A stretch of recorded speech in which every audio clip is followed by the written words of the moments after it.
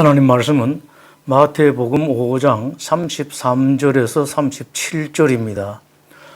또 옛사람에게 말한 바 헛맹세를 하지 말고 내 맹세한 것을 주께 지키라 하였다는 것을 너희가 들었으나 나는 너희에게 이르노니 도무지 맹세하지 말지니 하늘로도 하지 말라. 이는 하나님의 보좌이며 땅으로도 하지 말라. 이는 하나님의 발등상이며 예루살렘으로도 하지 말라. 이는 큰 임금의 성임이요 내 머리로도 하지 말라. 이는 내가 한터럭도 희고 검게 할 수 없음이라. 오직 너희 말은 옳다 옳다 아니라 아니라 하라. 이에서 지나는 것은 악으로부터 나느니라. 사람에게 있어서 말은 대단히 중요합니다. 행동도 아주 중요합니다. 이는 기독교인이든지 세상 사람들이든지 다 마찬가지입니다. 그러나 기독교인들의 말은 세상 사람들의 말보다 세상 사람들의 행동보다 더 중요합니다. 그 까닭이 있습니다. 하나는 그가 말을 어떻게 하며 행동을 어떻게 하는가에 따라 그 사람이 정말로 그리스도인인가 아니면 모양만 이름만 그리스도인인가로 나누어지기 때문입니다. 성경 야고보서 2장 17절은 행함이 없는 믿음은 그 자체가 죽은 것이라고 말씀합니다. 그 사람이 정말로 그리스도인인가 아닌가가 행동으로 나타난다는 말씀입니다. 또 하나는 기독교인들의 행동은 기독교가 어떤 종교인가를 보여주고 예수님을 대변하는 것이기 때문입니다. 세상 사람들은 기독교인들의 언행을 보고 기독교는 어떤 종교이며 기독교의 예수님 하나님은 어떤 분인가를 생각하게 됩니다. 신자들이 고상하고 아름다운 행동을 하고 말을 하게 되면 기독교는 저렇게 아름다운 종교로구나, 기독교의 하나님은 저런 분이겠다고 생각하게 됩니다. 고린도후서 3장 2절은 너희는 그리스도의 편지라고 말씀합니다. 신자들은 예수님은 어떤 분인가를 세상 사람들에게 보여주는 사람이라는 말씀입니다.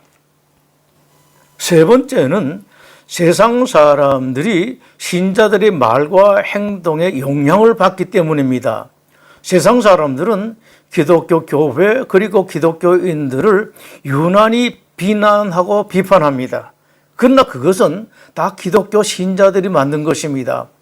세상 사람들은 신자들이 잘하면 괜찮은 기독교인도 있구나 정도로 말합니다. 그러나 신자들이 잘못 행동하면 기독교인들은 다 저래 라고 기독교인들을 싸잡아 비난합니다.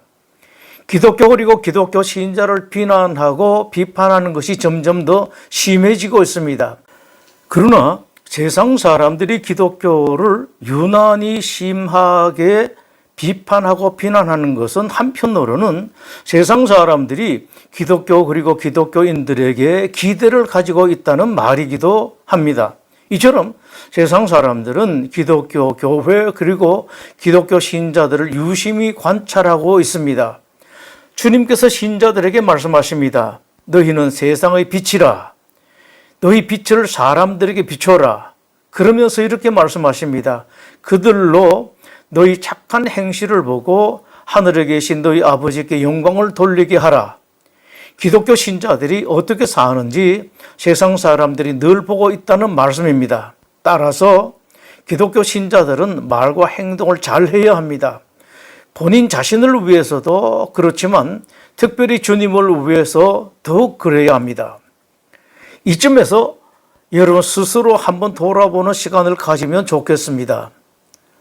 어떻습니까? 여러분의 말 그리고 여러분의 행동은 하나님께 영광을 돌리는 말이고 기독교를 빛나게 하는 행동입니까? 아니면 혹시라도 그 반대로 하나님의 영광을 가리고 기독교를 부끄럽게 하는 말, 행동을 하고 있지는 않습니까? 혹시라도 여러분의 말과 행동이 기독교인답지 못한다면 언론이 비판하고 비난하는 말이 다 여러분에게 하는 것이라는 것을 아시고 여러분이 말과 행동으로 하나님께 영광을 돌리고 계신다면 자부심을 가지고 속으로 큰 소리 치면 됩니다. 나는 다르다. 나는 그렇지 않다. 주님께서 말씀하셨습니다. 너희는 세상의 빛이라. 사람이 등불을 켜서 말 아래에 두지 아니하고 등경 위에 두나니 이러므로 집안 모든 사람에게 비치느니라. 말은 쌀 등 곡식의 양을 재는 기구로 보통은 10대짜리, 작으면 5대짜리로 제법 큽니다. 그런데 등불을 켜서 말 아래에 두지 않습니다. 등불 빛이 말에 가려져 잘 비치지 않기 때문에 등경, 즉 등대 위에 둡니다. 그러면 집안 사람들이 등경 위에 있는 등불을 잘 봅니다. 즉 사람들이 세상의 빛이어야 할 기독교인들을 다 보고 있다. 따라서 빛을 제대로 비추라는 말씀입니다. 기독교 신자들은 말과 행동을 잘 해야 합니다. 본인 자신을 위해서도 그렇지만 특별히 신자들을 세상의 빛으로 보내신 주님을 위해서 말과 행동을 잘 해야 합니다. 가수와 탤런트 그리고 정치인 등 세 사람에게 지금 같이 살고 있는 아내에게 청혼을 어떻게 했는지 질문했습니다. 가수가 먼저 대답했습니다. 나는 아내 될 사람에게 감미로운 노래를 부르면서 청혼했습니다.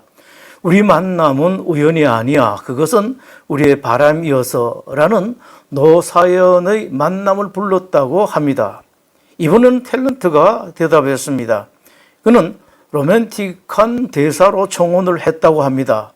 무슨 대사인지 물었더니 너는 내 운명이야 라고 말했답니다. 마지막으로 정치인에게 물었습니다. 그 정치인은 장밋빛 공약을 해서 청혼했죠 라고 말했습니다. 그런데 그 장밋빛 공약이 무엇이었느냐 라고 물었더니 기억이 나지 않는다고 했습니다. 옛날 우리나라에 이것을 노래한 가수가 있었습니다.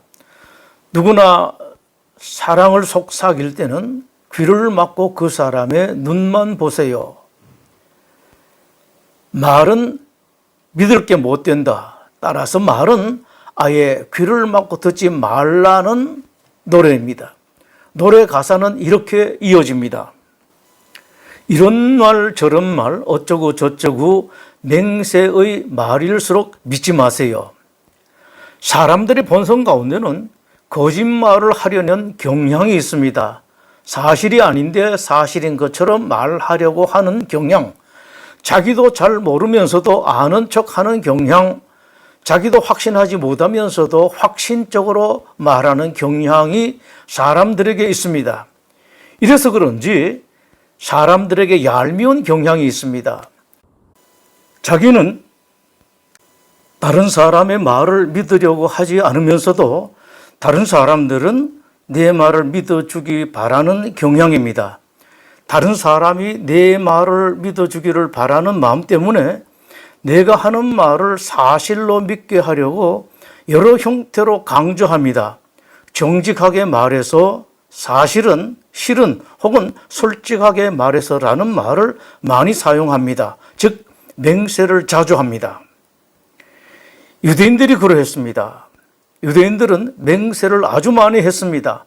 아무것도 아닌 것을 가지고도 맹세를 했습니다. 거기다 유대인들은 맹세할 때 그 맹세를 더 확실하게 강조하기 위해서 하나님의 이름을 붙였습니다. 아브라함이 그랬습니다. 아브라함이 가나안이 아니라 자기 고향 사람들 가운데서 며느리를 구하고 싶었습니다. 그 일을 종에게 지시하고 보내면서 하나님께 맹세하라고 했습니다. 하늘의 하나님, 땅의 하나님이신 여호와를 가리켜 맹세하게 하노니 너는 내가 거주하는 이 지방 가나안 족속의 딸 중에서 내 아들을 위하여 아내를 택하지 말고 내 고향 내 족속에게로 가서 내 아들 이삭을 위하여 아내를 택하라. 다윗을 죽이려고 그렇게나 쫓아다니던 사울이 도리어 다윗에게 죽을 뻔한 일을 당하게 되었습니다. 다윗은 사울을 죽이지 않고 그냥 돌려보냈습니다. 그때 사울은 소리 높여 울면서 살려줘서 고맙다고 하면서 그런데 아주 뻔뻔스러운 부탁을 했습니다.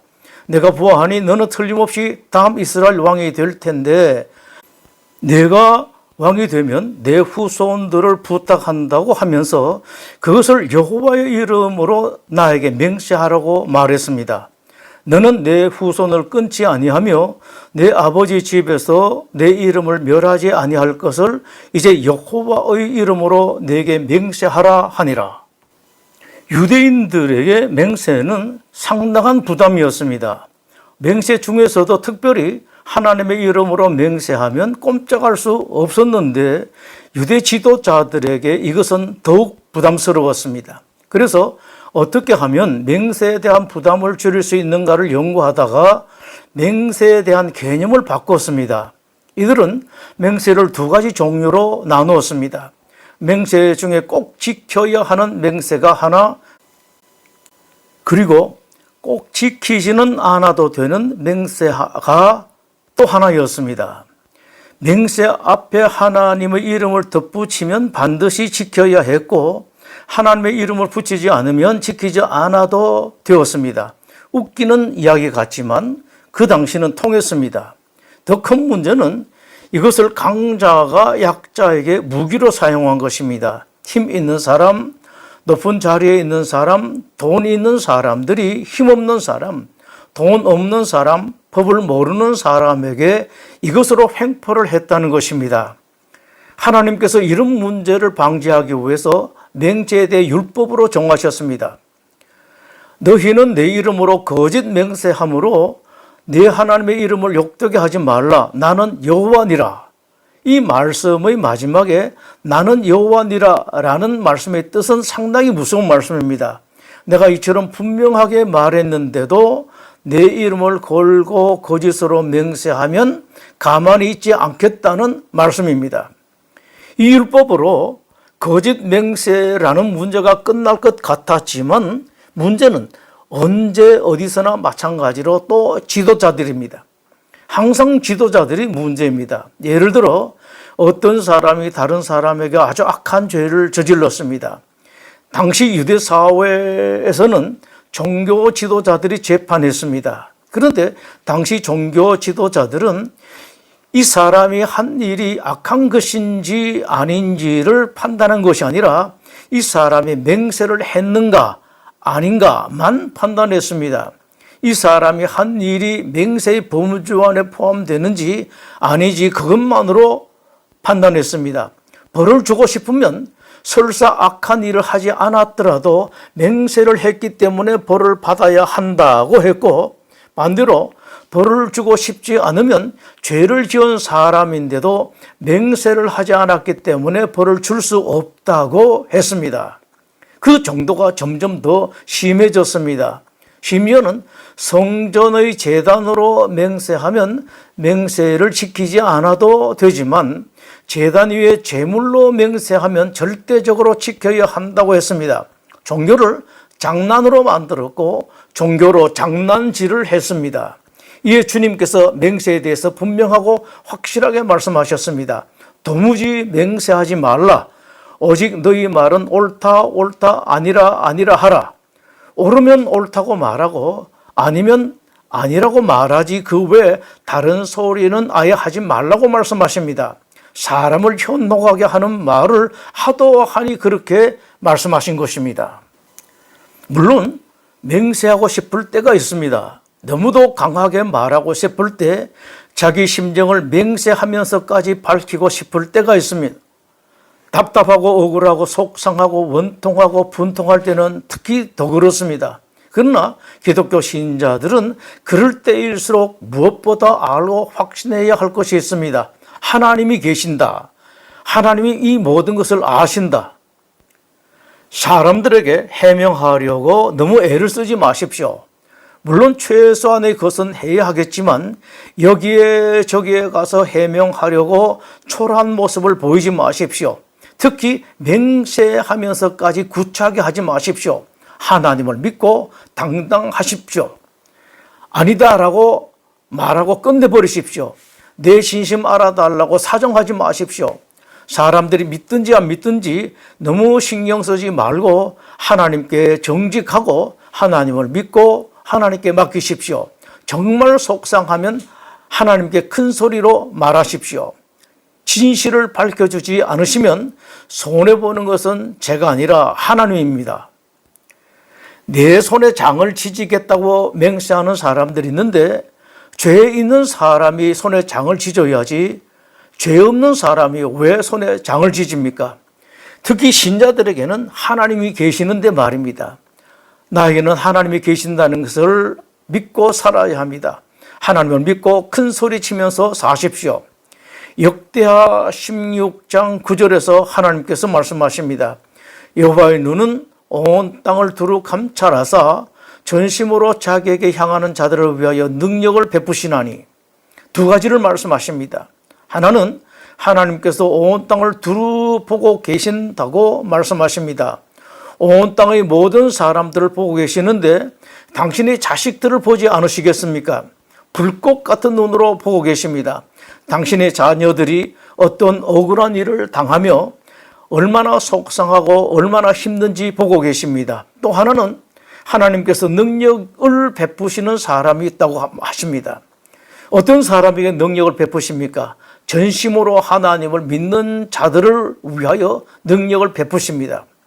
혹시 어려운 일이 있어도 사람들에게 누추한 모습을 보이지 마십시오.